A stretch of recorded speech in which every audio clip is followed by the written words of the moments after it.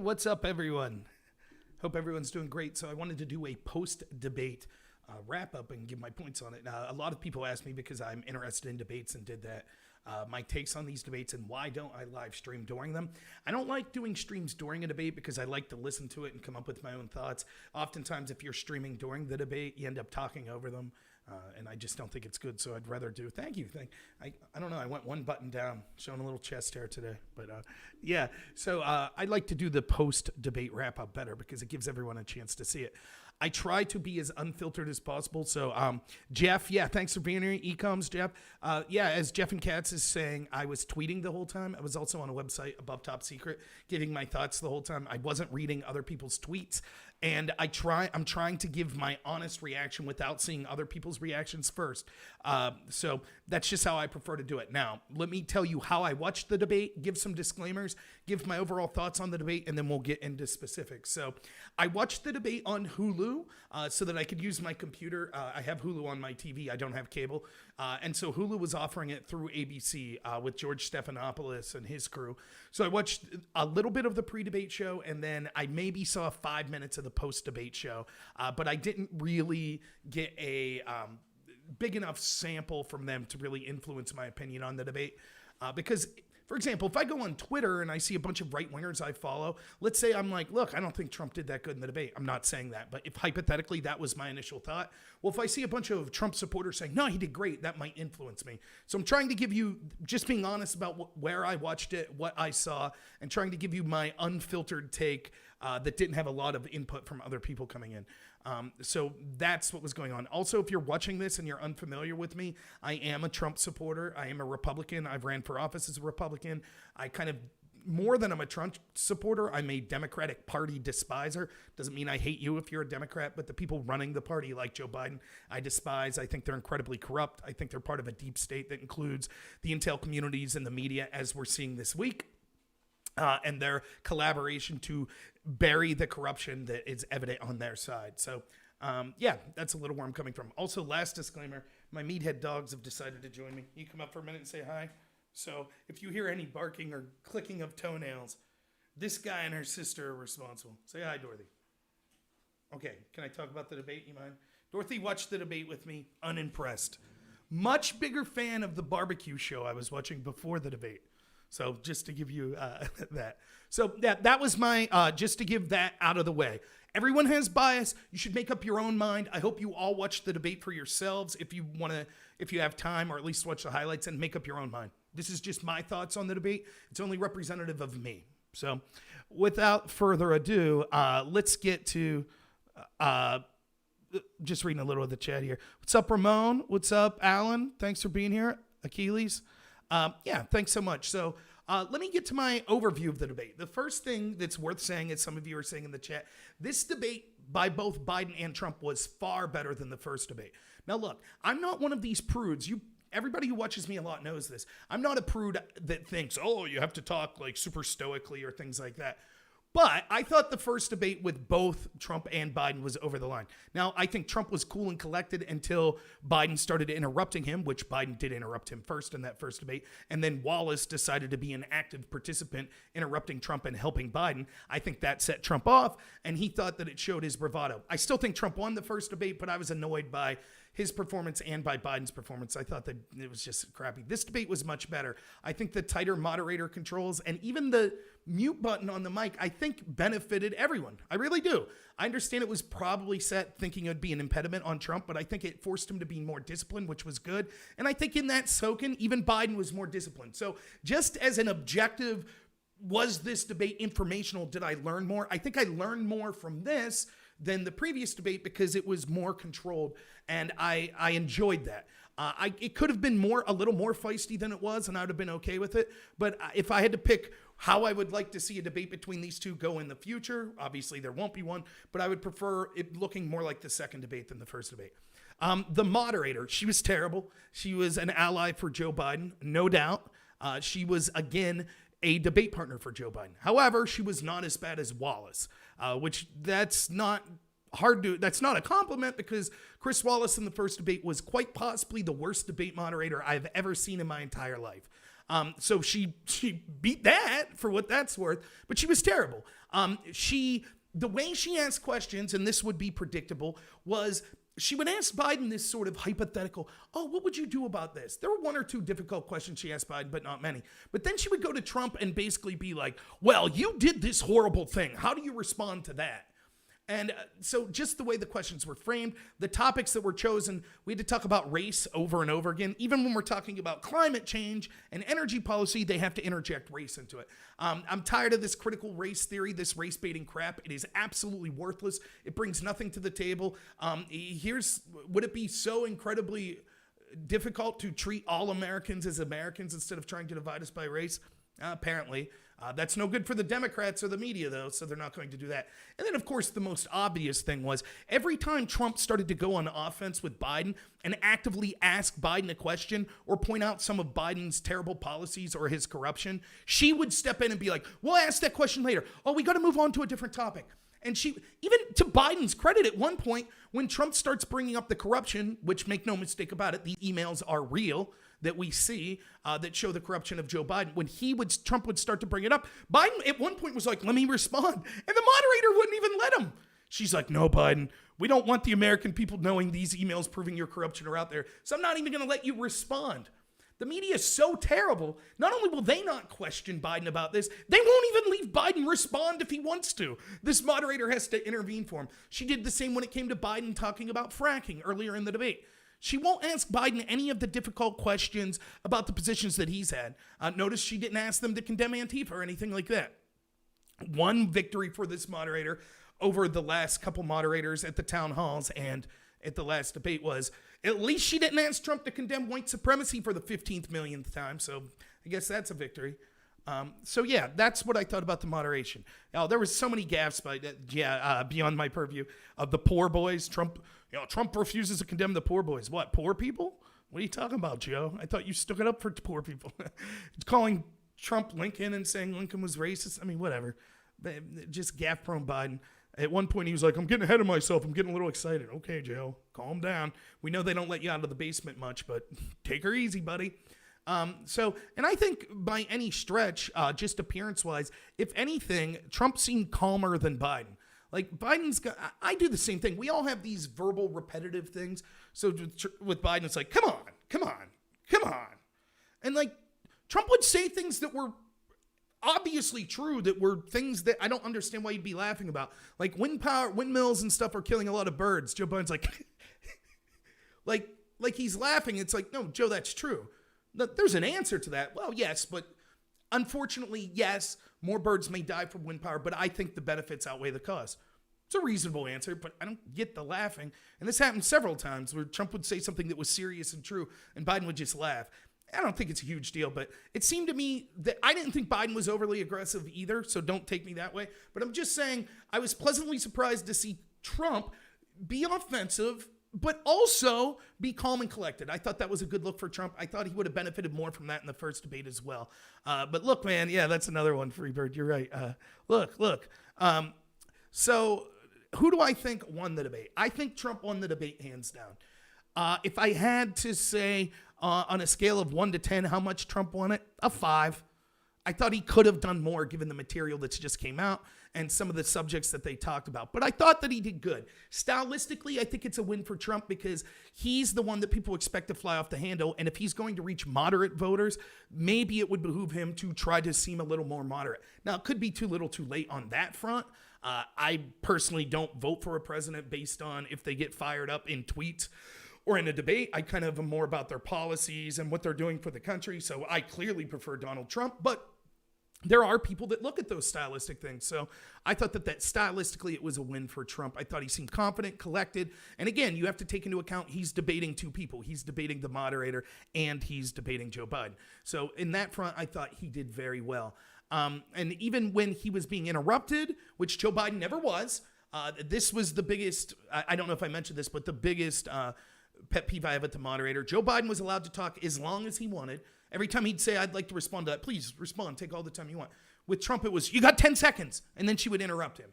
So it was ridiculous. So stylistically, Trump won. I think factually and on the positions, Trump won as well. Now, granted, I'm biased. I'm a Republican, but I thought that almost on every subject, and we'll get into subject by subject what they talked about and what I thought of it, but I think Trump won on every subject. If I could just give you the spoiler alerts, the big takeaways I had from the debate, Joe Biden has no answer to these emails. I think Trump dropped the ball by not just directly asking him, are you saying these emails are fake? Trump should have asked that. That was a mistake. And I'll get to other mistakes that Trump had, but that was a big one. He should have just flat out been like, so your position is these emails are fake. That's your position? And let's see what Biden said. However, on that front, Biden doesn't really have any answer for what's going on. He just says that he's never taken any foreign money, period. Not 1 cent. That's going to look real bad. I mean, that seems like a bold claim for a multimillionaire. Even if he legitimately took foreign money, right? For example, you could take money from a foreign business. That's what I never understood about these attacks on Trump. Yes, I know we have a corrupt media and corrupt Democratic Party that are trying to make it seem like, oh my God, Donald Trump did business as an international businessman internationally. Yeah. So I also don't care if Joe Biden did business internationally, if it didn't affect his position as vice president. I'm not concerned with the business arrangements Trump had before he was in office. The same's true of any Democrat that may have made millions before they were in office. I'm more concerned about once you're in office, how are you getting your money? And it's evident to me that that's the problem with Joe Biden. He was abusing his position as vice president. That's what the testimony from Bobulinski or whatever his name is showed that just happened earlier tonight. That's what the emails show. That's what I've been talking about in this show for 2 years now. And so that's the real problem. And Biden didn't have an answer. So we'll see. But that was a big takeaway. And I think Trump did, although he could have done better, like I said, of directly getting answers to questions like the emails. I think Trump could have also done a better job of pointing out how the moderator wasn't specifically getting answers on that question because she's part of a mainstream media that is seeking to bury this question. And the American people deserve to know. Now, Trump did say the American people need to hear this, but he could have done more on that. They deserve to know what's going on with these emails. Are they true? But so Trump did a solid job. He could have did a little better, but he did solid. The other big takeaways that I had was that, the biggest line of the debate other than that was Joe Biden admitting he wants to end the oil industry. He says gradually, but he acknowledges. So all of these swing states, Ohio, Pennsylvania, Texas, places like that fracking and fossil fuel industry is important for a lot of jobs, you're going to be devastated. And Trump does drop the ball a little when he's talking about $100 trillion.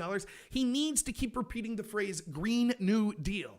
He needs to, because that's catchy and the people understand that that's garbage socialism that'll cost trillions of dollars. So instead of just saying Biden's plan, he needs to say Biden's plan is the Green New Deal and it is a disaster. Instead, he was talking about windows and stuff. I'll get more into that. Trump's accurate that the Green New Deal suggests that stuff, but that's not the best attack he could be making on it. So that line where Biden just admits, yeah, I'll end the fossil fuel industry. I understand he says you're taking out of context. I mean, I'll gradually phase it out. But that's devastating. That's devastating for fossil fuel companies. Yeah, I understand Biden lied a lot, and I'll get to specifically what Biden was lying about. But understand that the average person watching this, if they don't know, they don't know. And they're certainly not going to get that fact check from the media because all the media right now, I guarantee without watching them, I watched 5 minutes of Stephanopoulos. I guarantee the media is just like, Biden crushed it. Biden crushed it. I mean, for God's sakes, I don't know that I've ever seen a more one-sided debate than Pence, Kamala Harris. And still the media was like, oh, Harris won that debate. So, of course, this debate, which I think Trump still won handedly, but I think was closer than Pence Harris, of course, they're going to say, Biden won, so they're not going to point out his lies. And the other attack that Trump made that he should have been making more in the campaign, but I thought he did a very good job tonight that could have been slightly better, was correctly pointing out that Joe Biden's been in office for 47 years, and he has all these grandiose plans how he's going to change the country. Why didn't he do anything for 47 years? And I think that's a fair point.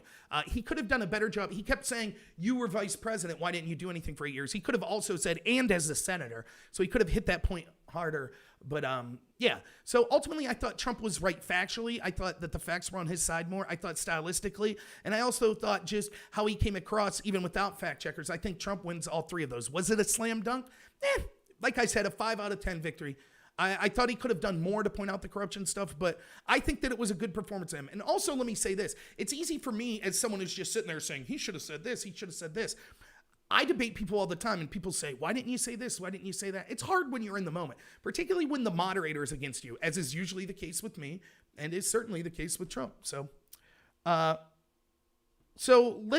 let's get into the specifics. Now, for the specifics, what I did was I tweeted, and I also put every tweet that I had on a website that I frequent. I haven't been on as much lately, but it's called Above Top Secret. So I'm just going to go to my thread on Above Top Secret on this, and we'll just go through exactly what I said in order, and we'll see what you guys think about it. So that's me with the little Bill Hicks photo there. Once upon a time, I was anonymous online. I don't care anymore, though, so...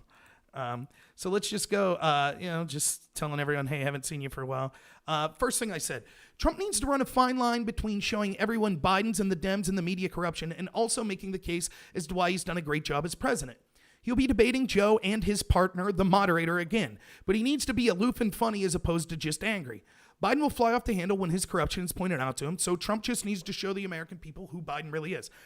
I think that Trump basically followed that platform. There were, slight things that I think he could have done better, but I think it would have been a mistake for him just to go up for an hour and a half and say, Joe Biden's corrupt, Joe Biden's corrupt, Joe Biden's corrupt. He needed to make that point while also making the point, and I've done good for this country. So you need to talk about defense, what you've done that's good, and offense, why your opponent's corrupt or horrible. I think Trump had a good mix of that, and he didn't fly off the handle. Again, I would have liked to have seen him point out how the media was corrupt and the Democrats impeached him. I mean, a good line for Trump would have been, look, we now know from these emails that Joe Biden was engaged in at least the appearance of corruption, and to me it looks like outright corruption. I wanted this investigated, and the Democrats impeached me for wanting to investigate this. They keep saying that it's Russian disinformation. This is a joke. They're trying to hide the corruption under this. And I think that Trump could have made a better attack on that. I do think that Trump, one of the best points was brief. Of course, the moderator interjected so you could barely hear Trump saying it, was when he said, oh, so Joe, you're claiming that this laptop was Russia disinformation? And Wide-Eyed Joe's like, yes, that's exactly what I'm claiming. And Trump's like, oh, here we go again, Russia. Like, that's exactly. And Trump could have went further and said, you see, they use this Russia thing as an excuse for everything. Now we can't point out the obvious corruption of Joe and his family because of Russia. They had to spy on me because of Russia. Yes, we understand Russia could be adversarial, but it's absurd to say that we have to then give the Democrats a pass on all of this corruption because of Russia. There is no evidence, as the director of national intelligence said, that these emails are fake or that they were directed by Russians, period. So Trump could have done a better job on that, but still, I think he did pretty good. Next, I don't need to read that. Someone says, Hunter's accusations are Russian disinformation, LOL, good one. Maybe there's somebody out there who might actually buy that, but anyone with popcorn, we know that's not true. And I just said, who would have thought the old grade school strategy of, I know you are, but what am I, would become the default argument for our intel community, Democratic Party, and media. Man, 7-year-old Rob would have been one hell of a Democratic strategist. Next, I said, this is all before the debate. I said, look for the moderator to interrupt Trump early. In the last debate, Trump was cool and collected until Wallace allowed Biden to interrupt him. And then Wallace himself interrupted Trump. Then Trump got angry and it went off the rails. The moderator would have worked with Democrats to try to force Trump to do that again. Watch for her to try to interrupt Trump early and often. And she did. And Trump didn't take the debate. Or didn't take the bait, not the debate. He didn't take the bait.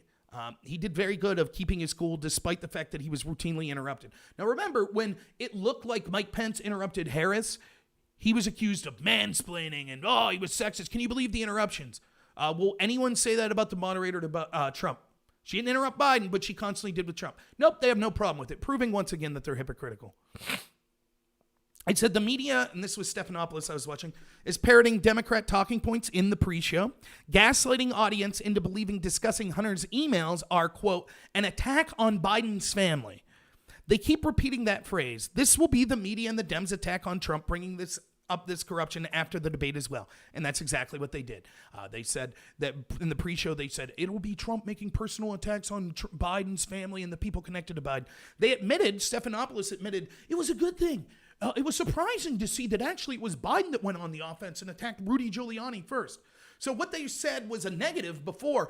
Trump will attack people unrelated to Biden himself, and that would be devastating, and it will deflect from the debate. Of course, when Biden himself is the first one to do that, they praise him. Once more showing how corrupt and dishonest the media is. Now we're into the beginning of the debate. And sorry I'm not getting to a lot of your chats. I'll be here all night, though, because I tweeted a lot, so I got a lot to get through. So the first was COVID. I said, not a bad answer about COVID from Trump to start with. Biden immediately blames all of the deaths on Trump, doesn't say what he would have done different. And this is the pet peeve. You've heard me talk about COVID before. Again, what would Biden have done differently? And Trump correctly points that out. It seems like Biden's plan's just not restricting travel from China, which would have been a huge mistake, and then just repeating all the things that Trump has done. That's it. There's no evidence. I don't see any evidence of what Biden would do different, and he doesn't offer any in this debate. Next, I say, remember, the debate commission took out foreign policy. All of these questions on COVID are the exact same as the last debate, and that's absolutely true. And if you think about it, from a Democrat point of view, what are the topic areas that you want to talk about to go after Trump? Healthcare and COVID. And those are where they can make the most hay, I think. So, of course, those are going to be prominent in both debates because the debate commission and the moderators are in the tank for the Democrats. As we saw with Scully, the debate commissioner in the debate that didn't happen, who was caught directly tweeting and then lying about it, saying he was hacked, with anti-Trump people to find out how to respond to Trump. So it's clear that that's what the debate commission was about. So, of course, they're going to make prominent the areas that the Democrats want to talk about. When it comes to things like foreign policy, where Trump could claim all sorts of victories, peace in the Middle East, corruption from Joe Biden, the fact that we've, haven't seen an attack from ISIS. ISIS has been basically wiped out. None of that stuff's going to be discussed because that doesn't help the Democrats. So they'll just rehash the same topics. Next, I say Trump correctly points out Biden called the lockdown xenophobic and Biden's plans just parroting Trump's. Biden rambles on in a non-response. Biden eventually would say a little bit after this, no, I said Trump was xenophobic in other areas. Listen, if Biden's claiming he was for locking down from China, all of the tweets he has that's critical of Trump, and he's supposedly this big man that was giving advice on how to handle COVID, why isn't there one tweet from him saying, yes, this lockdown was a good idea. I would have done it sooner. He didn't have any of that. All he did was the day that Trump locked down travel from China, he said that Trump was xenophobic. Now we're supposed to believe, actually, that wasn't in reference to locking down from China. That was about something else. And oh, by the way, even though Biden never publicly said it, he would have been for the lockdown. This is a lie, and I wish Trump would have pointed it out more. It's just an outright fabrication. And of course, many scientists are now saying locking down from travel from countries with high COVID rates was one of the best things we could have done. So again, another point to Trump on the COVID reaction. I say, great point by Trump. We can't all live in a basement like Joe. Biden is the lockdown candidate. And I thought this was a great point by Trump that I'm sure him and his team went over. Joe Biden's the lockdown candidate. Like, he doesn't even deny it. He just says, well, if I was president, we wouldn't have had to lock down because things would have went good. That's nonsense. He hasn't said what he would have done differently. And then he continues to give lip service. He praised New York City, which is the worst place in the world, basically, for reaction to COVID. Just like Dr. Fauci, Biden praises New York City in this debate. So why would we trust someone who looks at the absolute worst place and says, that's the model I would use? It makes no sense. And Trump's right to say, look, Joe, we all have to take risk. I took a risk. I ended up getting COVID. I'm all right. We have to take risk. We don't all have the luxury of being corrupt politicians that are millionaires that could just stay in a basement. We don't all have that. Some of us need to get back to work. And I thought that was an excellent point by Trump relating to average people, just so out of touch people like Biden are. I say, LOL, Trump correctly points out how young people are surviving almost universally. The moderator immediately jumps in and makes sure to attack Trump, saying, actually, the CDC says young people can't get and transmit the virus. Well, of course, but you could say that about any virus. All evidence shows from countries all around the world that this virus is less lethal and less contagious with people under 18 than the common flu, period. Now, does that mean that when you get to ages over 75 that COVID isn't worse than the flu? No, absolutely not. But when it comes to young people, which is directly what they were talking about, we shouldn't just be locked down. And for the moderator to make the argument for Joe, well, actually, the CDC says young people could get it. Sure, young people could also get typhoid. And what kind of statement is that? And that's just gaslighting to the audience, trying to put in their head, oh, what Trump just said was wrong, even though it wasn't. What she said was non-responsive to Trump's factual claim about this virus being far less lethal for young people. Just saying, well, young people could get it. Yeah, I guess. So? Biden repeats the lie that Trump said to inject bleach. That's a lie. Trump never said that. Trump was talking about disinfectants. Things like UV light would be a disinfectant. There's also other medicines that are considered disinfectants. Trump never said to drink bleach. Biden repeats this. Trump should have done a better job calling out. That is a lie. But Biden does this often, as do the Democrats. They rely on their media reporting falsehoods, and then they repeat those falsehoods as if they're true. It is not true, and it's another lie by Biden. I then say Biden uses word salad to say he would support some lockdowns. Doesn't say how this would be different than what Trump did. He just well, as well, what I do is listen to the experts. We're not locking down people, we're locking down the virus. Okay, great empty platitudes. What exactly would be your plan? He says, if there was an infection that was spreading some places, then yeah, maybe you would warrant a lockdown. Trump, of course, the moderator's not going to ask this, but if you had a fair moderator, and Trump should have stepped in and asked this, been like, well, then give real examples. Like, for example, do you think that New York should be locked down right now? And I would like to hear some real examples, because they let Joe get away with basically saying, I wouldn't lock down, but I would lock down.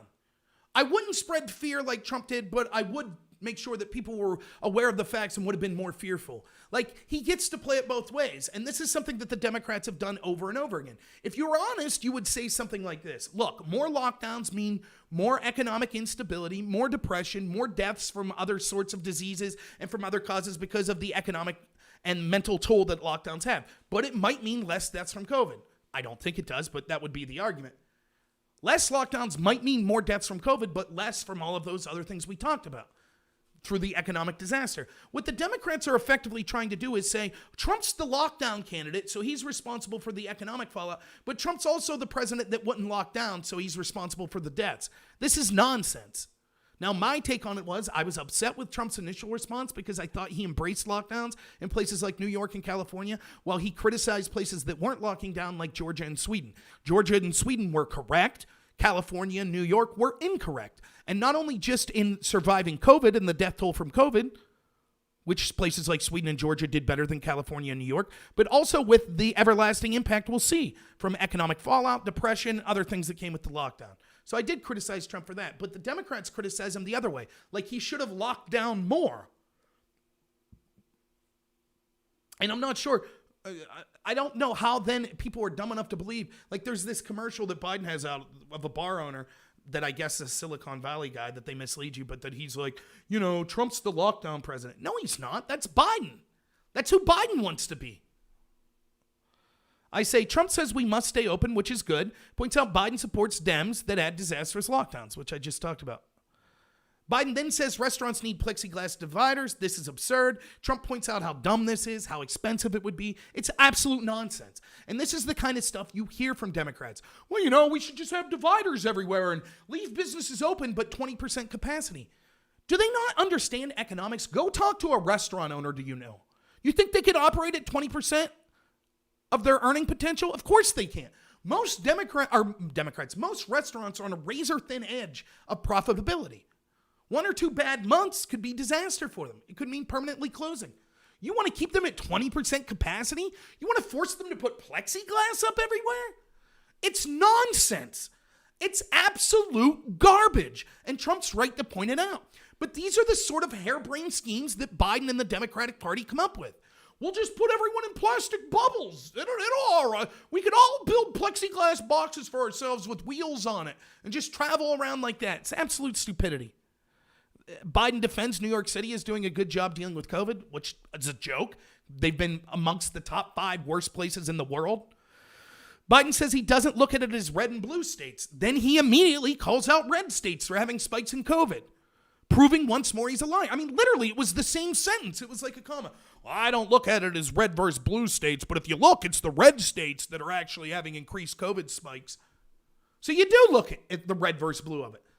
So how dare you criticize Trump for correctly pointing out that Democrat states have been ran way worse? And here was a part that I thought that Trump could have done better. The Democrats in these states, the governors, sentenced people to death, in effect, by forcing COVID patients into nursing homes. That's why a death toll is so high in those states. And despite that, they locked down the healthy age population, which is causing other deaths. So I thought Trump could have made more hay there.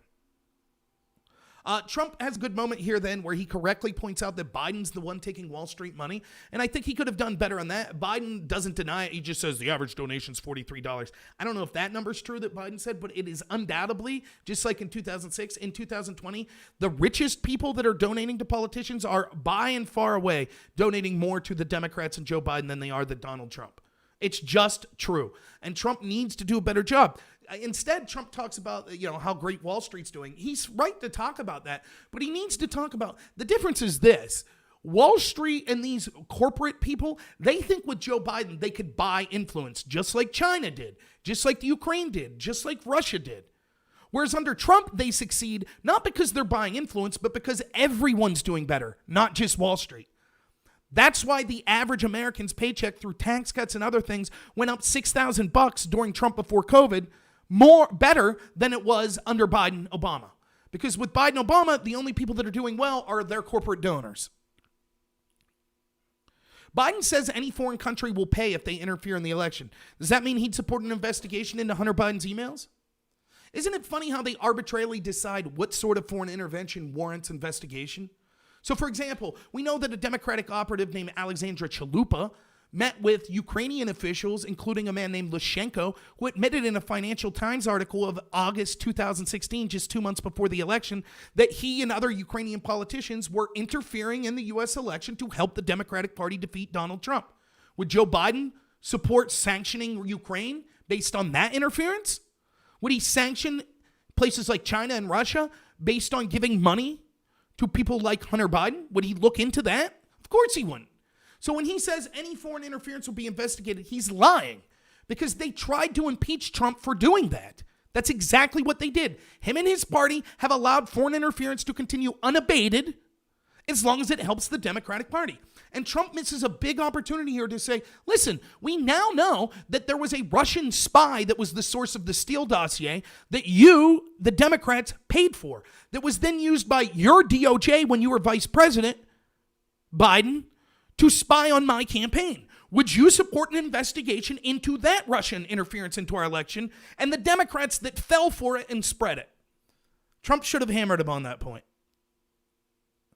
Biden preempts the Hunter email story by attacking Rudy. The Russia hysteria continues unabated. Then he repeats the debunked Russian bounty story. Again, I guess debunk's the wrong word. The Russian bounty story, intel officials said they have no proof that ever happened. Yet Kamala and Biden have repeated that over and over again. Just like they repeat the good people, the fine people hoax. Nazis are fine people. Just like they repeat the drinking bleach hoax. They repeat these hoaxes, and Trump needs to do a better job of calling out every time they repeat one of these hoaxes, because again, the average person, all they know is the media talked about all that crap. They didn't see that it was debunked or never verified, and so then when Joe Biden says it and it's not rebuked, they're like, oh, okay. Again, if you watch my live stream from the other night, this is why I'm so critical of the Republicans, because they allowed this Russia hysteria to go unabated for 4 years. So now, anytime that Trump or the Republicans say, whoa, look at this corruption from Biden and the Democrats just say, Russia? Didn't you agree Russia's a big deal? So this is all Russia, so shut your mouth. Trump suggests Russia wants him to lose, points out how very harsh he's been on Russia, which is true. It's absolutely true. It's something that I've argued over and over and over again. Trump has been harsher on Russia than any president since Reagan. The biggest thing that he did was expand our domestic oil industry, which has devastated places like Russia, that was exporting mass amounts of oil. But he's also done things like sanction diplomats and sanction Russia in other ways. He sold weapons to one of Russia's enemies, the Ukraine. He's done all sorts of things. He ended the START nuclear treaty, which I actually was opposed to Trump doing. But all of this was aggressive posturing towards Russia. And Biden never argues against this point.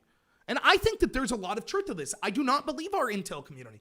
I believe that Vladimir Putin probably is like, I don't care who wins at the end of the day. But if he had to pick, if he could honestly pick, he'd probably pick Biden. Because he's used to dealing with someone like Biden. Biden's just an empty suit that is the established foreign policy that we've seen in the past 40 years out of Washington.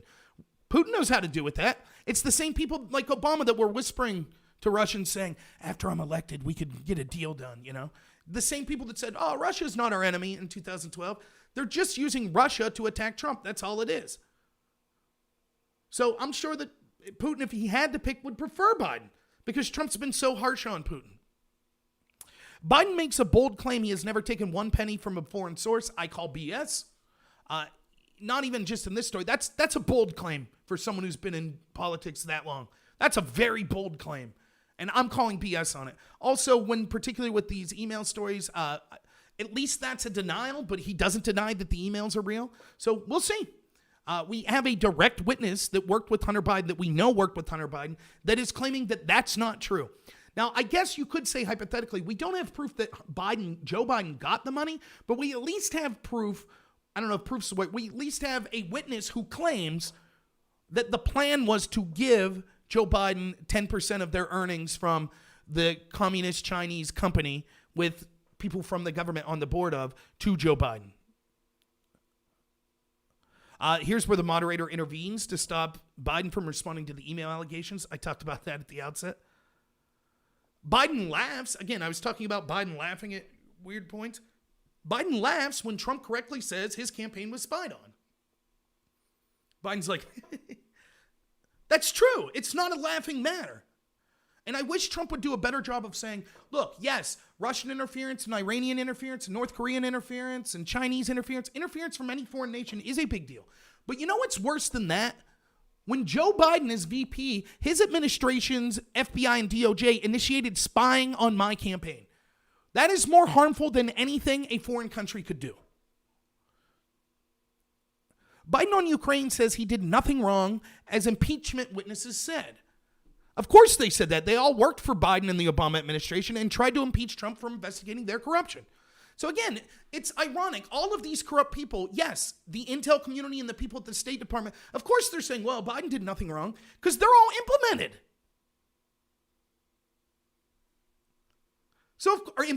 Implemented. They're all implicated. Yes, this corruption was occurring under the Obama administration that they are all part of.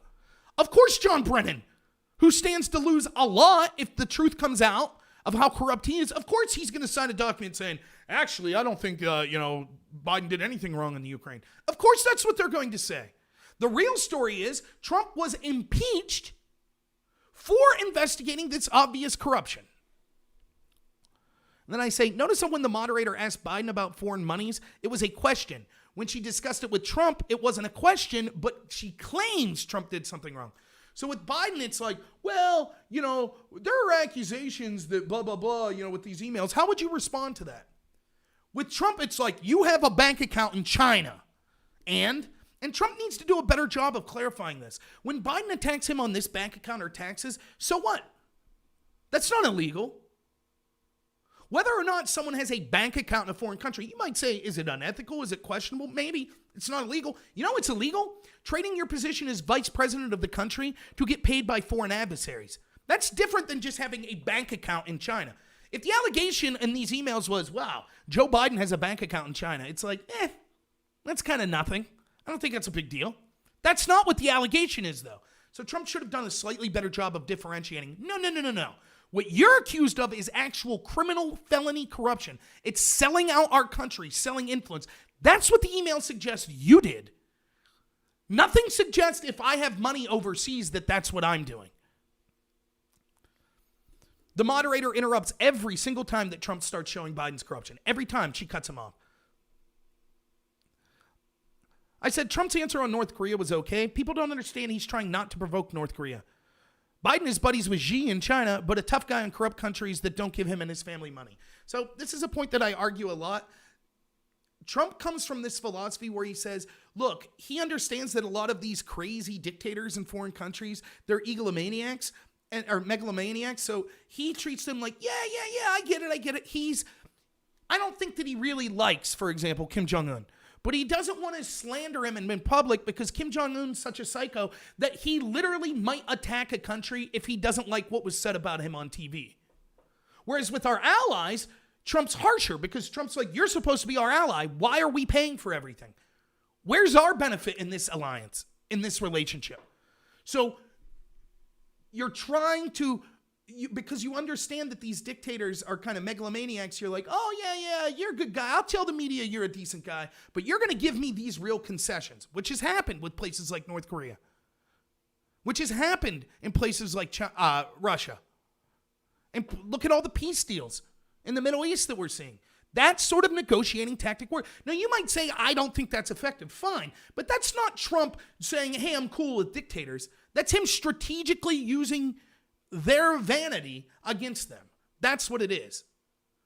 Biden, on the other hand, will hardly say a bad word about China. It seems that Biden will only speak ill of foreign governments that don't personally give him or his family money. And again, I find it funny. Why is the Democrat take is Trump just talking to Kim Jong-un is horribly unforgivable? How dare he legitimize that relationship? But the Biden-Obama administration sending pallets of cash to the biggest state sponsor of terrorism, Iran, no problem there. I guess if instead of sending cash, if Biden and Obama would just have talked to the leaders of Iran, that would have been despicable, according to the Democrats. Or better put, if Trump would have decided to send billions of dollars in pallets of cash to North Korea, then the Democrats would have been like, oh yeah, that's reasonable. But he just can't talk to him. It's so stupid.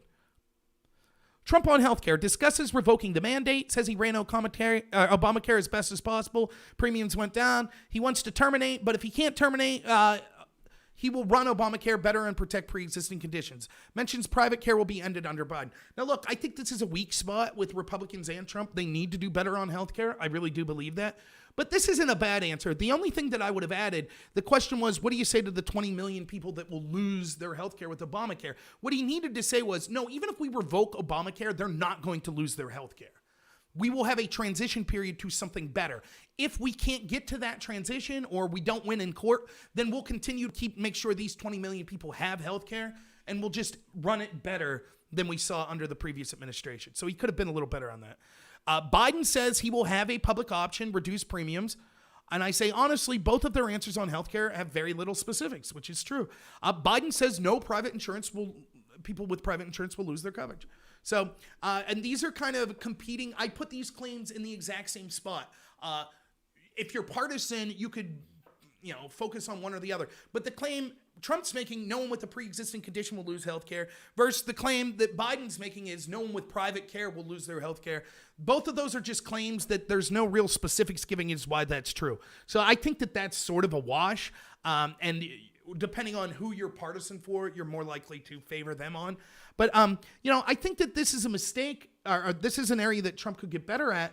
One of the things I would say is, look, Joe Biden was part of the administration that said if you like your doctor, you could keep it. He was part of the administration that the architect of their health care plan admitted that they had to lie to the American people to get this to be passed. So why would we believe him now when he talks about, these are the changes I would make to health care? When your previous administration admitted to having to lie to get it passed. So that's an area I thought Trump could have did slightly better on. Next, Biden says a public option is not closer to socialized medicine. That is a lie. Period. That's just a lie. Now listen, it's defensible, right? And if you watched, I had a Democratic candidate on my radio show Saturday, and my job was not to debate her. My job was just to ask questions, basically be a moderator, push back a little, but leave her give her positions. One of the things she said that I don't mind people that have differences of policy opinions, but one of the things she said that I was just like, this is insane. She said she favored a sort of Biden-type plan, Medicare for all or a public option or something like that. And she said that it would not cost any money. She would not have to increase taxes. That's just not true. That's a lie. You could say, yeah, it'll increase your taxes, but you'll save more money in the long haul. That's an argument you can make. But to just boldly claim, no, your taxes won't go up, that's a lie. It's the same here. Joe Biden saying, no, this isn't closer to socialized medicine is a lie. You could say, of course it's closer to socialized medicine, but that's a good thing. Or you could say, yeah, I guess it's a step towards socialism, but so is Medicare, and that was good. Now, I'm not saying I agree with those things, but it's just a lie to say this isn't closer to socialized medicine. It's a lie. And my point is, if he's willing to lie about that, then what else is he willing to lie about on healthcare? That's again, I've said it before, I'm against Medicare for all. But what are the Republicans offering? They need to do a better job. And I'm willing to listen to the debate. This is something I'm willing to listen to. And I'm someone who hates socialism. But I understand we don't have a total capitalist society either. We have a mix of capitalism, private property, markets, and a mix of socialism, things like Medicare and things like that. So I'm willing to have the discussion, but this is a non-starter. You're just lying if you're saying this isn't closer to socialism.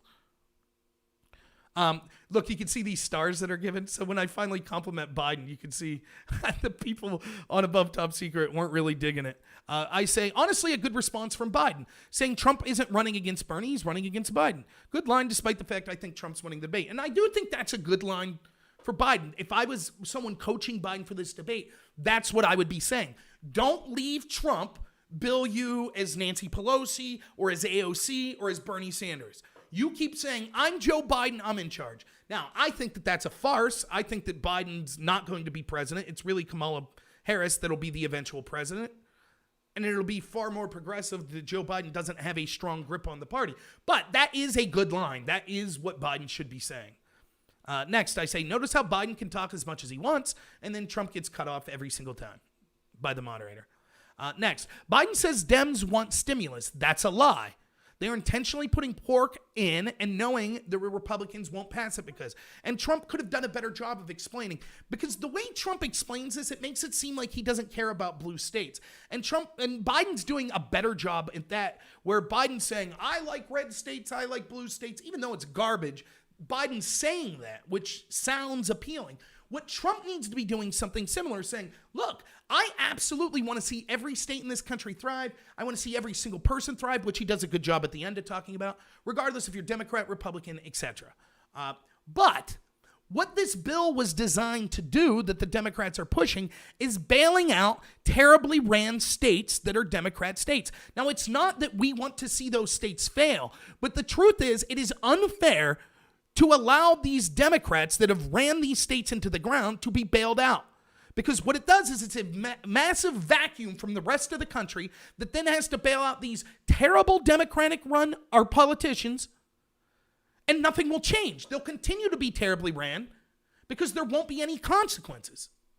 It is not fair to ask a bunch of states to bail out another state over and over again. And Trump, this is the real point Trump needs to be making on the stimulus.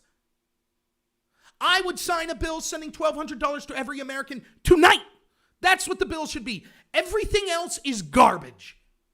I don't care. If you put one thing in that bill other than $1,200 to every American, it's garbage. That's the emergency. Get the money out now. And Nancy Pelosi won't do it. She won't do it. We can fight about all the other stuff she wants later. Get that check out now. Donald Trump, will sign it. Republicans will pass it. Period. And Trump needs to do a better job on that. I thought he could have done a better job. But he does do a good job of saying, look, Nancy Pelosi doesn't want Americans to get this money right now because she believes it would be seen as a political win for Trump. And he should have finalized that. The icing on the cake would have been saying she is willing to see Americans suffer if she thinks it'll help her win in November. That's how Trump should have put it. I say Biden pushing the I don't see red or blue states line. It's a lie, but it's a good lie. Not a good lie is like, I like it. I think that he's garbage. I mean, he's made it quite clear that he holds in contempt people that don't vote for them. He said that they're racist, they're bad people. He said this country's never been a good country. It's never lived up to his promise. His party has been terrible. He talks about systemic racism, about how people that vote for Trump, some of them are systemically racist. So it's a lie, but it's an effective lie because it makes it seem like, oh, I'm a candidate that's for everyone. We don't need to read that. Trump correctly points out that different areas of the country would be harmed by a minimum wage. That's absolutely true. And Biden is just absolutely false when he talks about we need $15 minimum wage everywhere and it wouldn't put any businesses out. It's a lie. It's an absolute lie. I know for a fact that it's a lie because I could point to businesses in my community that would go out of business if they had to pay $15 an hour to their employees. Understand, like the average rent in my little town of I'm now like in Marble, Pennsylvania, Shippenville, Pennsylvania, but in Clarion County, like the average rent is probably like $400, $500 a month. Everything costs less here. Your taxes are less. Cost of living's less. And so what happens is, look at my little town right up the road of Freiburg. So Freiburg had all these mom and pop shops. So it had like a place where you can go get your deer processed, plus it had a little deli there and just like little 5 and dime grocery stores, all in one shop. And then there used to be another like 5 and dime shop that went out like 7-8 years ago. Recently, a Dollar General got put in next door. Now, Those people that run that little shop, by the way, that is closed because of COVID and will probably never open again. But when talk of raising minimum wage occurred before, they were like, they're retired people that were breaking even on their business. And they're paying people like $9.50 an hour. They're like, if we had to pay $15 an hour, we would close our doors the next day. But Dollar General wouldn't. Dollar General would say, no problem. So now our competition's gone.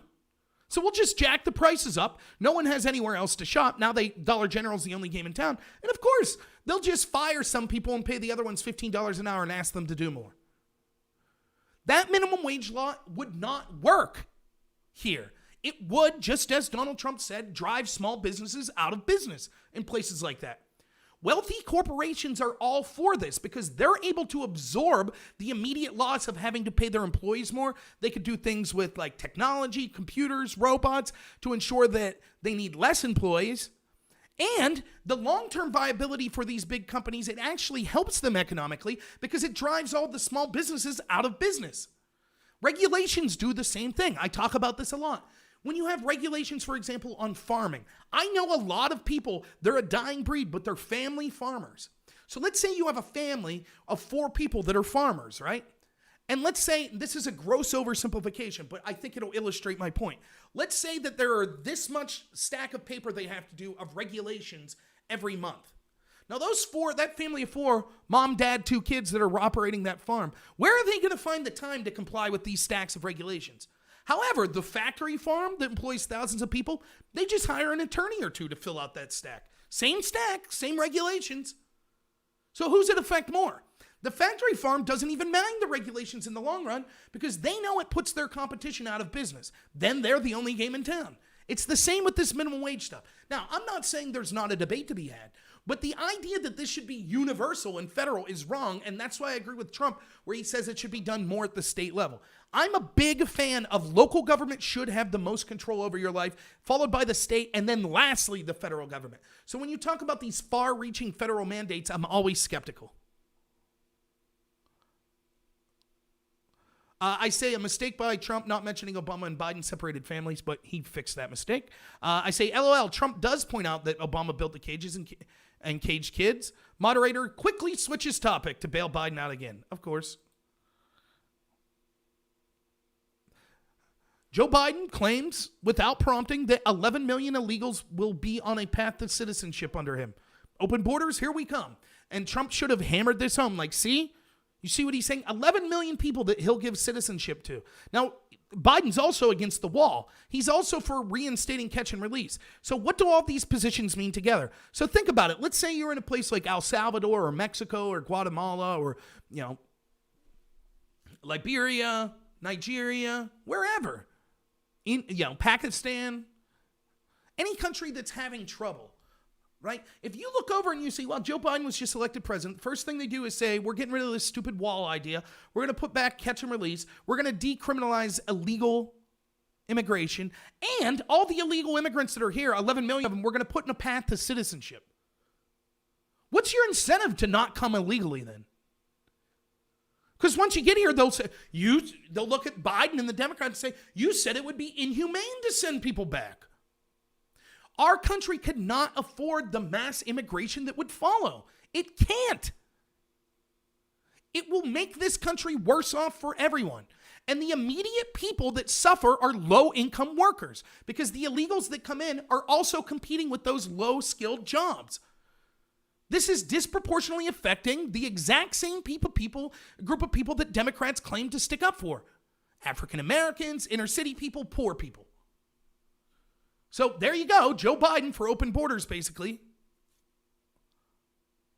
Trump calls out Biden for doing nothing on immigration for 8 years and for being in the administration that built the cages for kids. Biden totally ignores it. And this is particularly heinous because Biden gets on his moral high horse. The truth is the kids in cages thing is a complicated issue, as Trump tries to argue, but I think that image-wise, he could have done much better because it's difficult for the average person to understand that situation. Here's the situation. The Ninth Circuit Court of Appeals under Obama, which is the most liberal court that we have, it's the most Democrat court we have, they're the ones who mandated that parents couldn't be housed with their kids when they are being detained. And the reason that they gave for that was because you don't want kids in cages with adults because bad things could happen, right? And we know that a lot of people bringing kids over aren't their biological family. Some are sex traffickers, some are coyotes. So you certainly don't want to lock kids in a potentially dangerous situation with adults, right? That's what the Ninth Circuit said. That's a Democrat circuit. Now, the real reason was because they knew that once then we started to put kids detained without the parents, that we would say, well, that's morally unacceptable. We can't do that. What this decision was really about was saying we shouldn't detain anyone. That's what it was about. Well, if someone comes with a kid, we can't detain them together and we can't detain them separately. So I guess we can't detain them. Open borders. That's what they want. That's what that court decision was about. But that was a Democrat court decision, and Barack Obama was the administration that it occurred under, and he implemented it. He built the cages. He put kids in those cages and separated them from families. And even now we see every 3 months or so, someone will put on Twitter or on Facebook, a post, look at this poor kid in a cage. And then you're like, yeah, that picture's from 2015. That was Obama. Oh, never mind then. There was actually, the Democrats actually tweeted out something from like Amnesty International or UN or something like that said the United States ranked the worst for detaining children. And the Democrats tweeted out, was like, see how horrible Trump is? Problem was the study was from 2015. That was Obama. That's when they were running things. So then the Democrats just, we'll just take that down. They don't care about kids in cages. And that's what makes it particularly heinous when Biden, although effective to kind of get all weepy-eyed and say, oh my God, what's happening to these kids? It's despicable. It's like, yeah, Biden, you did that. And then he's just like, oh. But he's banking that the average person isn't smart enough to realize that his emotions about this are fake. You know how I know? Because he didn't say, you're right, Trump, we did do that, and it was a huge mistake, and I apologize. How heartless was it for me and Obama to put those kids in cages? He didn't say that, did he? He just ignores it. He acts like he didn't do it. So that's how you know that it's fake. I say, oh boy, moving on to race baiting. Yay. So Biden immediately race baits. He says blacks have to tell their kids not to wear a hoodie, to keep their hands on the wheel. Absolute garbage. Remember, this is coming from the man who says that you're not really black if you don't vote for him. Again, these race-baiting stories are garbage. My parents had a conversation with me of how to politely deal with the police. Crack your window. Keep your hands where they can see them. When you reach for your stuff, your registrations, your license, do it slowly. Yes, sir. No, sir. Yes, ma'am. No, ma'am. Treat them politely, even if you think they're in the wrong. And then later, you can fight it in court if you want. My parents had that conversation with me. Do I look black? So it's just garbage. And you can't wear a hoodie? Absolute garbage. Absolute garbage. Notice that they never want to talk about, how the Democrat-controlled cities, the real scourge is Democratic teacher unions that are devastating the education of inner-city blacks, and these Democratic politicians that are devastating economically and legally what's going on in inner cities that are increasing black homicides, black incarceration rates, and things like that. They never want to talk about that, though. Biden claims there's institutional racism. Biden has been a major part of that institution for 47 years. So why isn't he complicit in the institutional racism? And Trump should have brought up, why is it that they only talk about this every 4 years? What have they done for black America? Now, Trump does correctly point out what he's done for black America, which is impressive. Trump calls out Biden, says he called black super predators. That's true. Points out criminal justice reform was wanted by black leaders and more. That's true. Points out that he helped historically black colleges and universities. That's true. He should have pointed out, oh, by the way, didn't you claim you went to a historically black university there, Biden? Can you tell us when that was? He should have made that point real quickly. But yeah, by any measure, Trump has been better for the black community than Obama-Biden administration. Period. Whether it be criminal justice reform that they wanted. I mean, even I think some of the plans, like this platinum plan that Trump offered, I think is a terrible idea. Guaranteeing loans to people based on their skin colors is horrible. He should have said, we'll guarantee loans to people based on their income level, and if that disproportionately helps black people, I'm all for it, no problem. But I don't want the government issuing policy based on race. But Trump did it to benefit black people, something that Obama didn't do. Obama couldn't do criminal justice reform.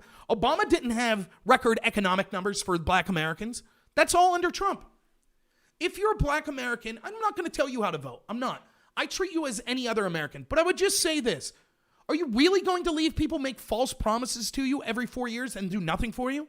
You think that they're ever going to do anything for your constituency if you continually vote Democrat no matter what?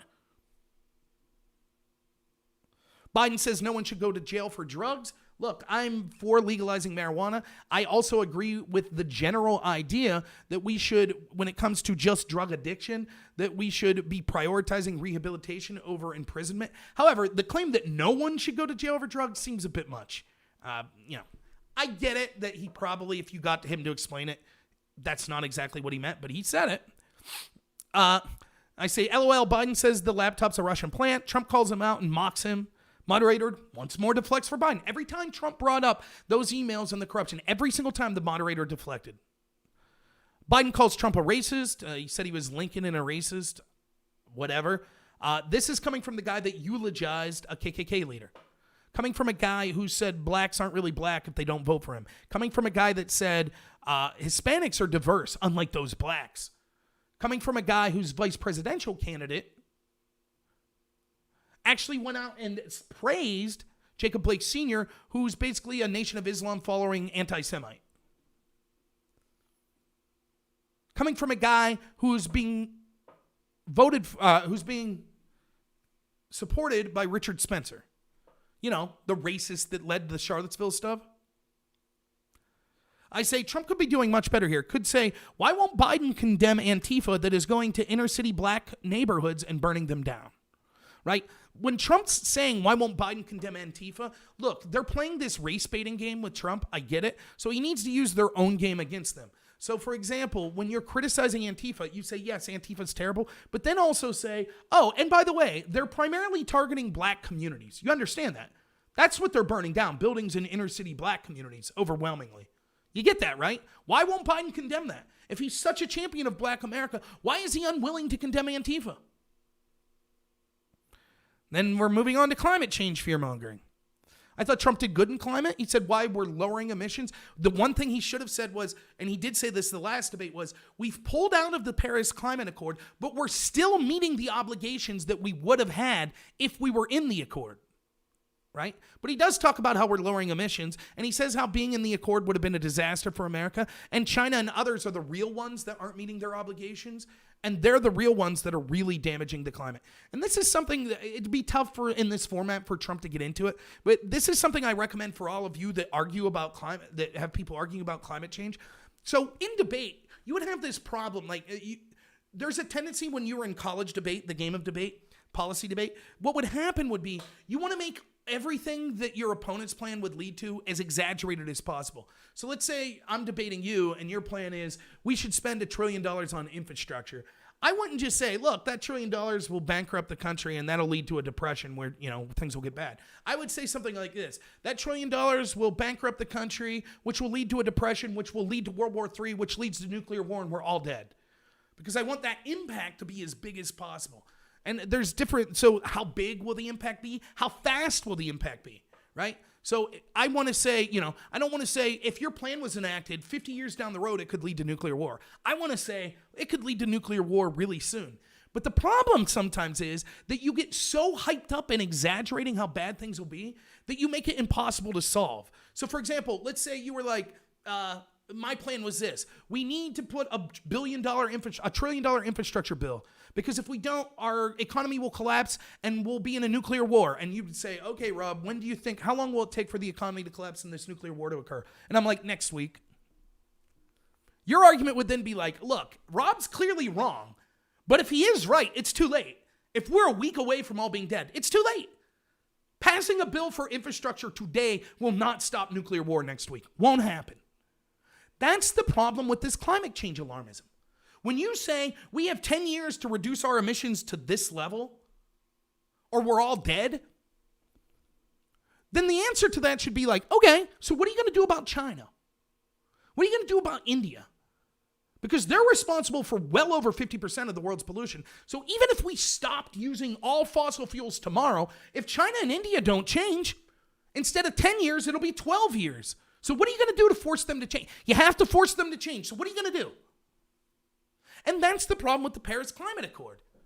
The obligations that places like India and China were asked to meet, they don't have to meet them until like 2030. So the claim, we have 10 years to stop this, well, then the Paris Climate Accord's not going to do anything. So all it does is put the United States at an economic disadvantage by allowing our enemies to keep polluting as they see fit. Now, it's hard to explain all of that. I thought Trump did a pretty good job, though. I say, again, Trump is doing fine, but he could do better. He should have said, I've helped the environment and took us off energy dependence in the Middle East and created historic peace deals there. Joe would reverse all of that economic success, put us back in the arms of these Middle East regimes, which would then reverse the peace deals. He does talk about the peace deals a little later, but he could have made it here. I say Trump is right. The Green New Deal, as written, calls for the retrofitting of every building in the United States. $100 trillion is a conservative number. It absolutely is. I did a video on this over 2 years ago. Now, Trump should have been repeating the term Green New Deal, Green New Deal, Green New Deal, because people understand that it's a disaster. So I thought he made a mistake just saying Biden's plan.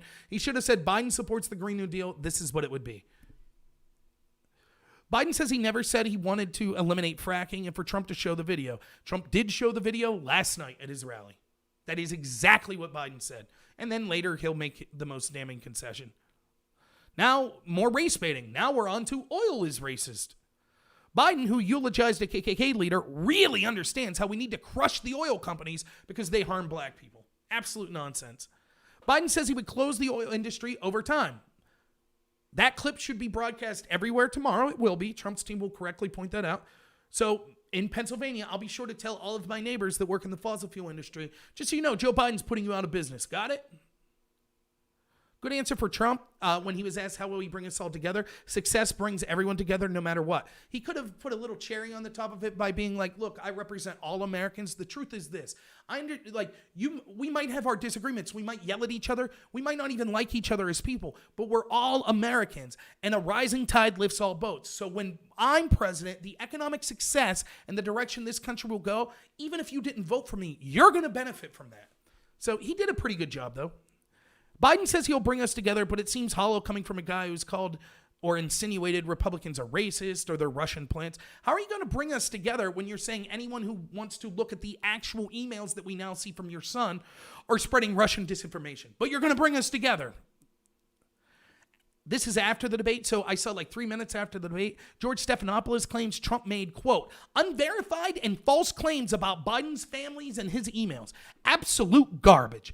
Absolute garbage. Gaslighting their audience because they won't report on it, and so they have to make it sure that their audience that watched the debate knows, oh, trust us, these are all fake. They're not fake. We have a witness that came, a business partner of Hunter Biden, who says they're real. We have an inmate who released his emails showing that they're real. We have the receipts from Hunter Biden dropping his laptop off showing it's real. We have Hunter's own lawyers asking for the laptop back, suggesting it's real. We don't have one person in Biden's orbit claiming that the emails are fake. And yet, here's George Stephanopoulos immediately after the debate saying, oh, when Trump discusses those emails, those are all not just unverified, but false claims. Absolute ridiculous. So then the last thing I put was my final thoughts. The moderator was not as bad as Wallace, but was terrible. Always defending Biden, changing the subject for him, interrupting Trump, but allowing Biden to talk as much as he wanted. I feel Trump won on several key points. First, showing Biden and his family's corruption, while also focusing on the good policies that Trump has had for the country. Biden seemed weak, but had a few good lines. Trump's attacks that Biden had been in office for a while and did nothing on the things he claims he will now is a win. That's a line that Trump should have been using way more. In other words, Biden's been in office for 47 years. Why didn't he do all these great things he's talking about? Biden admitting he will kill the oil industry is a big loss. I thought Trump could have been a little clearer on Biden's corruption, Biden's racist comments, and other things, but he did okay. Stylistically, this was much better for both of them, and I'll be doing a live stream, which you're watching now. So let me get to some of the chat. Let's see what people were saying. I apologize. It would have took me forever to get through there, so I'll just go up a little ways here. How do I feel about the fact that the FBI says far-right groups are a threat, whereas Antifa is not? It's garbage. It further shows the corruption of the FBI. Chris Wray needs to be out immediately. Is it any surprise that the FBI that actually spread Russian disinformation and then lied about it to spy on a presidential campaign is now going to parrot the Democratic talking points about who the real dangerous people are in this country? Ridiculous. Why am I offering pointers for how to debate? Why not? It's my show. What they don't realize is when people...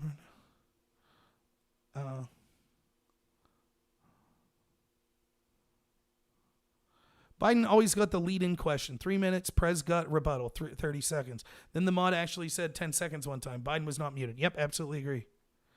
Mark Gaffey on Periscope says, this is the saddest thing I've ever seen. I guess you haven't seen much then.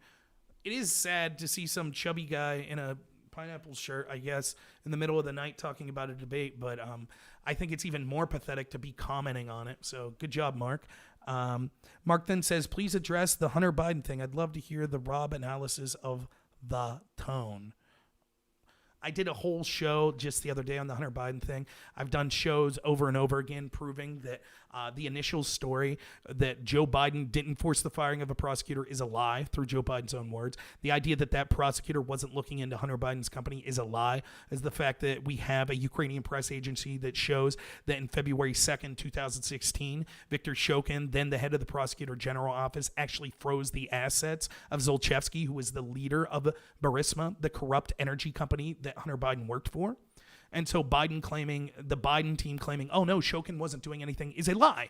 We see the actual document showing that there was an investigation and that those assets were frozen. 6 days after those assets were frozen, Blue Star Strategy, which were the lawyers for Burisma, contacted the State Department under Obama. They said, hey, Hunter Biden works here. Can you do something to end this investigation? Less than a month later, Joe Biden was on a plane to the Ukraine offering a quid pro quo of $1 billion to fire that prosecutor. Then the investigation went to the hands of the NABU. That was basically the FBI of the Ukraine. This unit was set up by Obama. It was financed by Obama and the State Department. They were considered a huge ally of the Obama administration. So you would think, oh, well, if this was all about ending corruption and firing a prosecutor that was refusing to look into Burisma, now that Obama's ally has the investigation, surely they'll get to the bottom of the corruption. But instead, they did the exact opposite and buried it. Now we see everything that I just talked about in the email, so you see what I think about it. The bigger story, probably even than that corruption, is that the Democrats were all in on it. They impeached Trump for trying to investigate that corruption, and the media is in tandem with them that are trying to bury this story and support that impeachment of Trump because they were also complicit in that corruption. Right. Janet Doyle says, not a lot of China, Ukraine, Biden cabal answers. He had no answers. He did make the claim, I've never taken any foreign money. But even if that's true, which... fine, we'll see if that can be proven or not. He doesn't deny that these emails are real, and he doesn't deny, that's not a denial that, for example, he wasn't making or adjusting policy to get his son money, which is just as bad.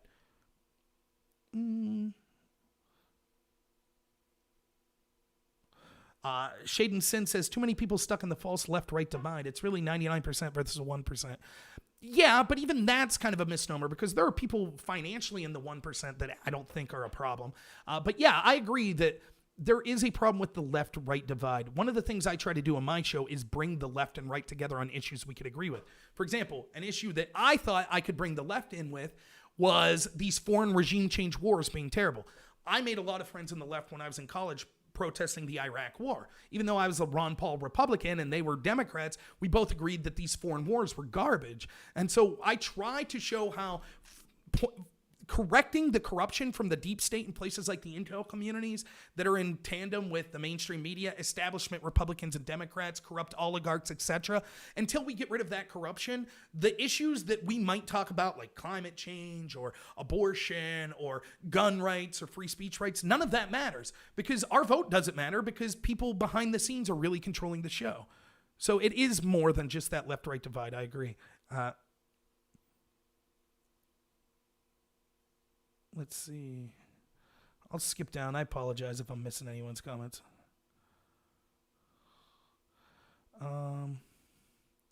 Jeff says, I don't like calling people fat, but I will say your brain is fat with facts. Thank you. I don't mind calling myself fat. I've done videos asking people to fat shame me. I need to lose weight, so I don't mind it at all. Don't worry about that. Ray needs to be fired. Totally agree. What's up, Rob? Says 6079. Thank you for being here, 6079. Freebird says, the irony is the majority of any white supremacists may most likely be inside Black Lives Matter. Well, look, this is verified. So Richard Spencer and Jared Taylor, two of the people that were like with the Unite the Right that did the Charlottesville stuff, they've admitted in interviews that their biggest recruitment tool is Black Lives Matter. Racial extremism it benefits each other. So the more white supremacists there are, that allows black supremacists to go to people and say, look at how many white supremacists there are. You better become a black supremacist. And then that allows the white supremacists to say, oh, look what's going on over there. So yeah, certainly the racial extremism inside Black Lives Matter does actually lead to creating more white supremacists. And they agree on a lot. They want segregation. They want racial identity politics. So yeah, certainly true. The swamp goes into the Republican Party. Watch my last show. My last show was all critical of the Republicans. So, Will Saffron says, maybe he didn't take it, Dyer, but there's certainly the emails prove it was laundered to him through his son's business. Right. That's the problem. We don't have to prove that Joe Biden actually received money for this to be a scandal and even breaking the law. The question is, did Joe Biden sell access to himself through his son? Even if Joe Biden never got got $1, if he did it to get his son money, that's corruption in its own right. Now there are credible allegations that Joe Biden himself financially benefited. This is backed up by an actual business partner that claims that that was the case. It's backed up by the fact that Joe Biden mysteriously got millions of dollars. We don't know where it came from. And we could see that Joe Biden lied in his initial defense of these charges, saying, I've never even talked to my son about his business ventures. These emails clearly show that's not the case.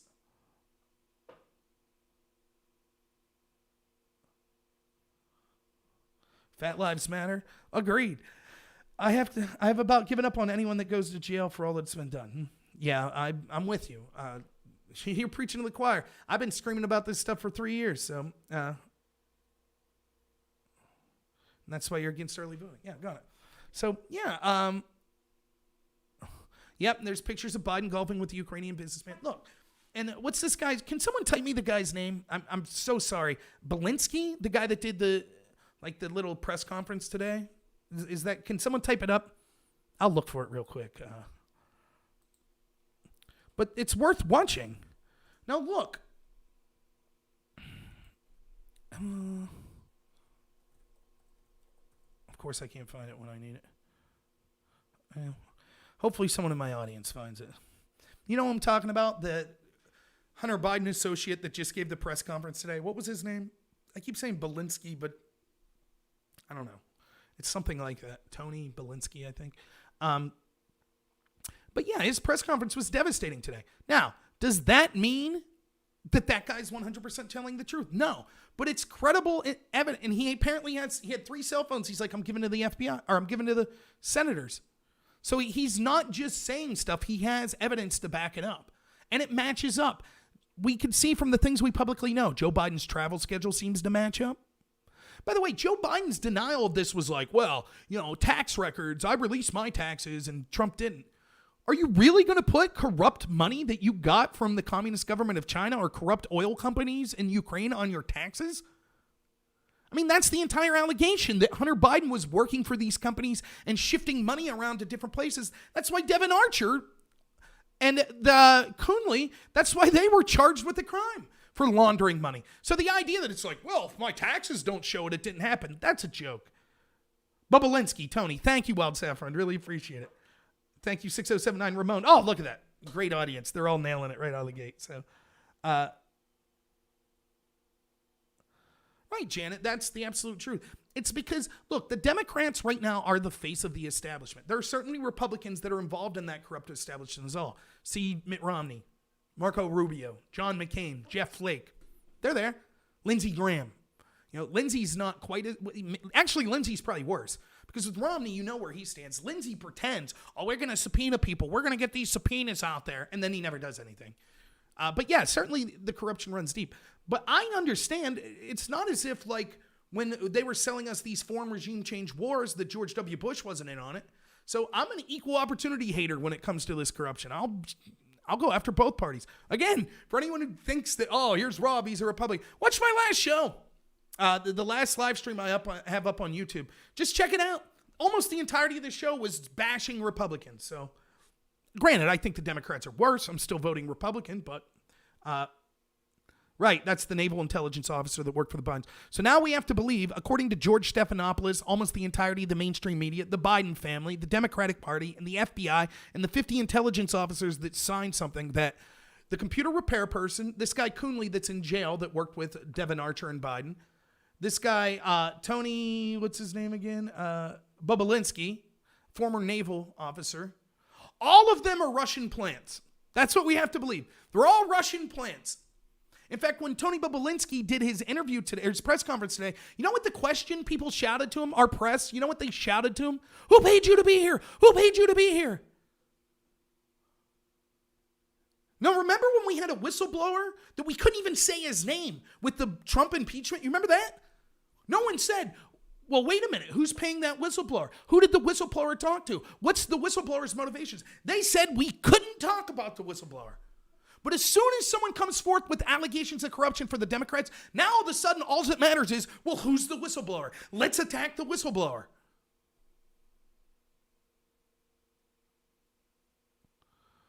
I agree, Janet. I'm with you with being sick of both parties. I choose to be a Republican because I think that they're less corrupt at this point, and I think I agree more with their stated ideals of conservatism, particularly fiscal conservatism, although I am what I would call classically liberal on a lot of social issues.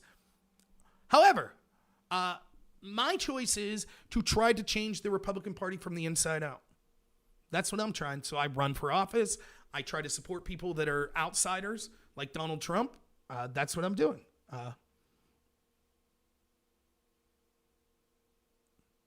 Yeah, right. Biden and Obama, I did talk about that, Modus. And so did Trump, that it was actually, the cages were built by Biden and Obama that housed illegal children. So, yeah. Remember, the same party, like, they've said it, and again, I can't stress this enough. This is why I was so critical in my last video of the Republicans, because the Republicans have been such pushovers for 3 years because they don't have a spine like me. And anytime someone said the word Russia, they prefaced everything they said. Well, we have problems with how this was handled by the FBI. But you're right that Russia, was interfering, and it's a serious threat. Oh, yeah, it's from Russia. What they did was a serious threat. Because they did that, and the Democrats, give them devil its due, were smart to get them to beat that into people's heads, because that got into the psyche of this country. Now, the Democrats, anytime you're critical of them, they just say, oh, that sounds like Russian disinformation. That's it. Hey, we have this picture of Hunter Biden smoking crack. Imagine, Hunter, I don't care that he smoked crack. Imagine we had a picture of Joe Biden smoking crack. It's Russian disinformation. But it's literally Hunter Biden. We have 10 people in the picture with him saying, yeah, I was there. That was Joe Biden. Russian disinformation. All those 10 people are Russians. We have evidence that actually, Joe Biden supported this crime bill that was a disaster for the African-American community in 1994. It's Russian disinformation. Really? He signed the bill? No, that's Russian disinformation. But what about all these emails? No, that's all Russian disinformation. So you're saying that the emails are falsified? No, it's just Russian disinformation. What does that mean? It's Russian. The fact that you're even asking proves you're probably Russian, right?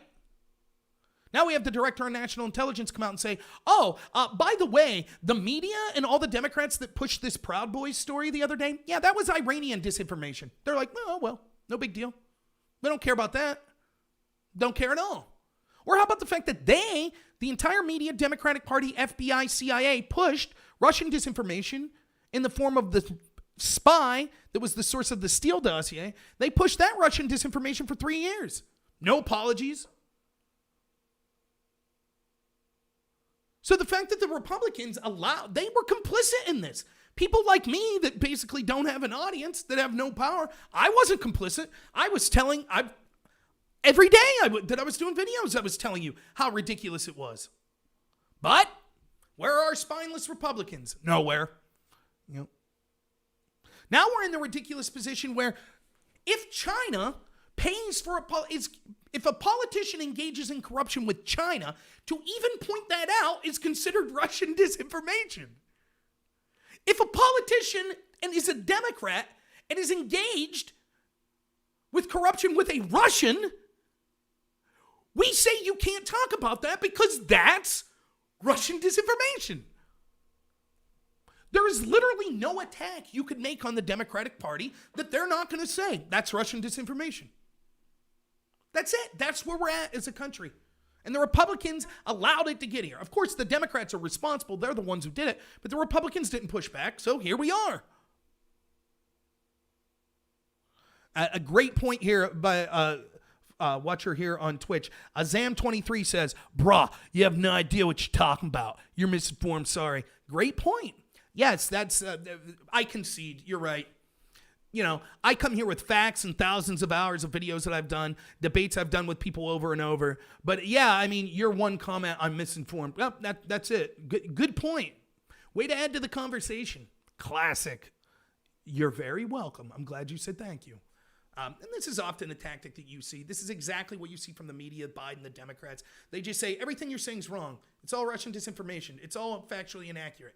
That's it. Well, let's talk about the specifics. Like, for example, I came on here right when these email stories broke. I said, what are they saying is disinformation? So are they claiming that the emails are false? Is it just the email? Are they claiming that the pictures that were released with Hunter smoking crack and stuff, that those were photoshopped? Or are they claiming that these pictures that are real, but they weren't obtained through that laptop? Or were the pictures real and obtained through the laptop, but the emails are fake? What exactly is the allegation here? What's going on? Are you claiming that the computer repair shop person is an actual Russian plant? Or are you claiming that that computer repair shop person never actually got Hunter Biden's computer? What's the allegation? What part of it's wrong? You can't get anyone to say. They just say, you're wrong, you're misinformed. It's Russian disinformation. That's it. That's all they bring to the table. Azam, I'm not reading biased news. First off, yes, all news sources are inherently biased, so your claim is to ask me to stop reading biased news is nonsense. Second off, it's amazing to watch people that are brainwashed so heavily that they are watching news sources that say you can't even look at actual evidence of Democratic corruption because it's all Russian disinformation, so therefore they refuse to cover it, to then accuse other people of reading biased news. Your news that you follow that pushes forth that view is the most corrupt non-journalism in the history of the world. They're purely propagandist. So for you to absorb that propaganda and then have the moral high ground to think you could tell other people that they're watching news sources that are inaccurate is laughable. But you're welcome to come on the show anytime and I can make you look like a fool. I don't have a problem with that. No one will debate me on this Biden stuff. No one will. I've reached out to people. No one will debate me because they know they're wrong. They know it's corrupt. And even the Twitch streamers that are on the left and all of these people, they understand they're taking a page out of the Democrat and the media playbook. Their playbook is we just won't talk about it because we know that we don't have the facts on our side. So we'll just ignore it and make smears and personal attacks on anyone who wants to talk about it.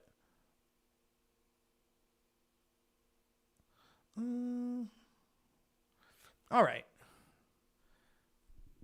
I should be going now. So in conclusion, I thought this debate for both sides was much better.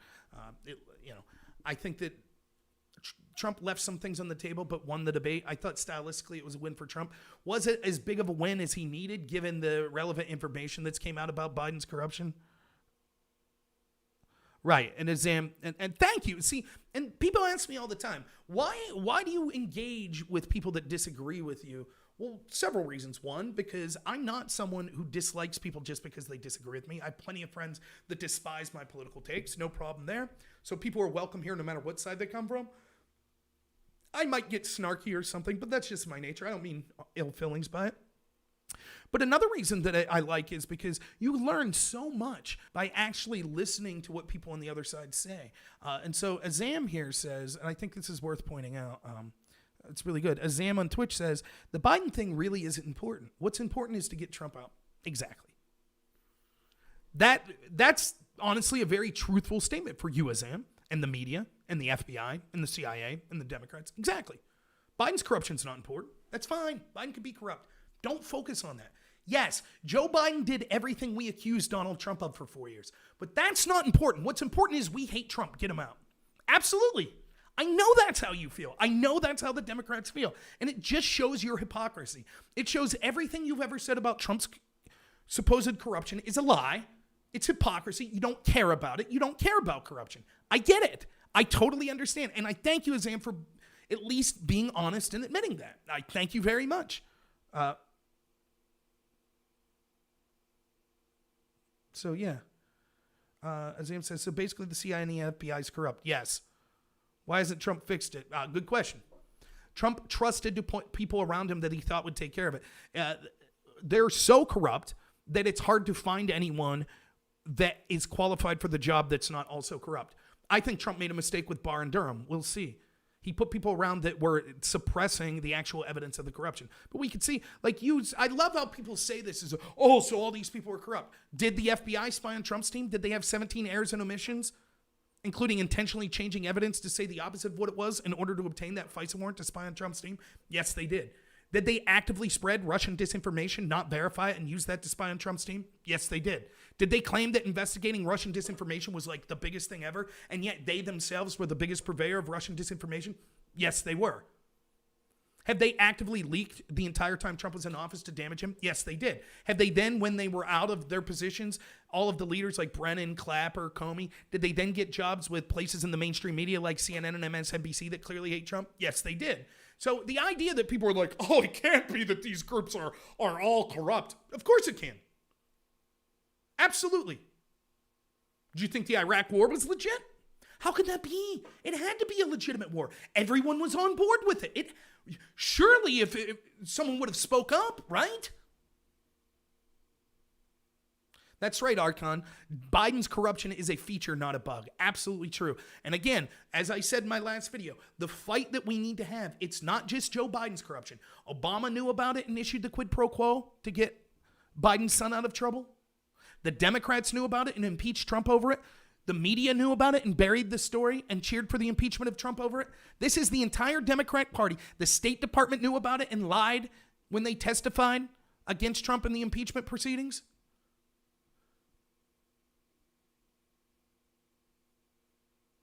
Why is it so hard for Trump to find someone to replace him? I don't know.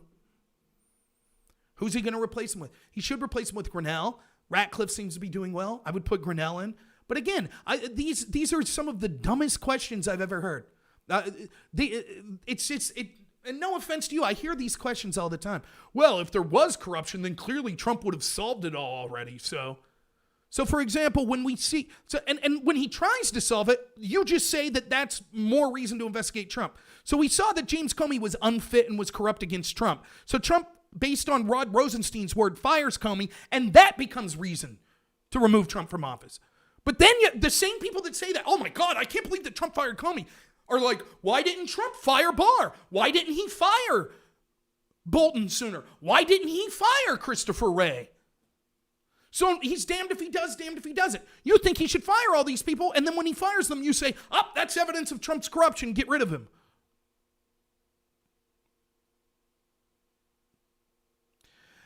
Jasmine says, got to be honest, Biden and Trump are stupid. I don't think that's true on either of them. I think Biden's losing his faculties, and Trump, I don't think Trump's stupid. I think Trump's a smart person, but oftentimes he says dumb things.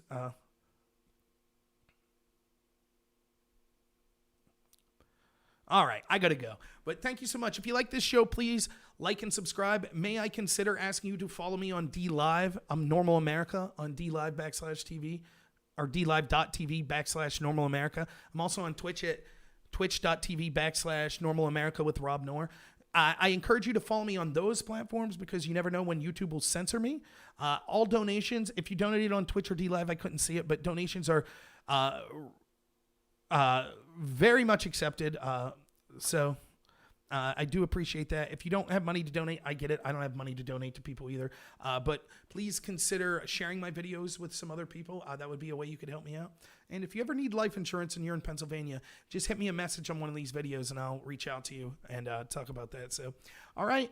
Look for me to be doing more streams as the time goes on and we get closer to the election. I'm assuming YouTube will try to censor me or ban me or something by then. So again, if you wonder where I've been, check DLive because who knows what YouTube will do. So, all right. Well, thank you so much. It's been fun. I have the best audience. Azam, thanks for being a good sport. Anyone who disagreed with me, thanks for being a good sport. The people that support me, thank you so much. I really appreciate all of you. You're the best audience.